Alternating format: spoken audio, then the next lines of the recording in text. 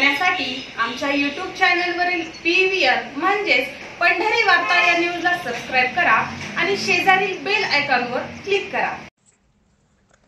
सोलापूर जिल्ह्याच्या राजकारणात आजपासून पुन्हा नवे वादळ उठण्यास सुरुवात होत असून एकेकाळी सोलापूर जिल्ह्याच्या ग्रामीण भागाच्या राजकारणावर मोठे वर्चस्व असलेले मोहिते पाटील हे शरद पवार यांच्या नेतृत्वात पुन्हा जिल्ह्याच्या राजकारणाची सूत्रे हाती घेण्याची तयारी आज अकलूज येथून सुरू झाली आहे असे म्हटले जात आहे। आज सकाळी ज्येष्ठ नेते शरद पवार, सुशीलकुमार शिंदे, शेकापचे आमदार जयंत पाटील हे अकलूजला शिवरत्न बंगल्यावर येऊन माजी उपमुख्यमंत्री विजयसिंह मोहिते पाटील यांच्याशी चर्चा करून गेलेत।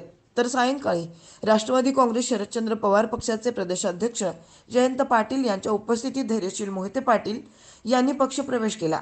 यावेळी विजयसिंह मोहिते पाटील, सोलापूर लोकसभेचे उमेदवार आमदार प्रणिती शिंदे, संजय पाटील घाटणेकर, विठ्ठल कारखान्याचे चेअरमन अभिजित पाटील, भारत पाटील, नागेश फाटे, शिवाजी कांबळे यांच्यासह अनेक मान्यवर उपस्थित होते।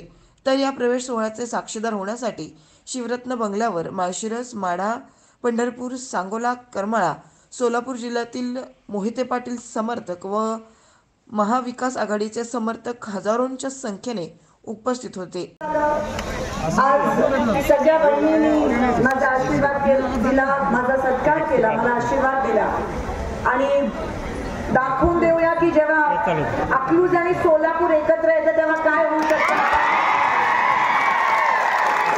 ते जुने दिवस परत आणण्याची गरज आहे। आज पवार साहेबांच्या आशीर्वादाने आपण सगळे जोरदार कामाला लागूयात आणि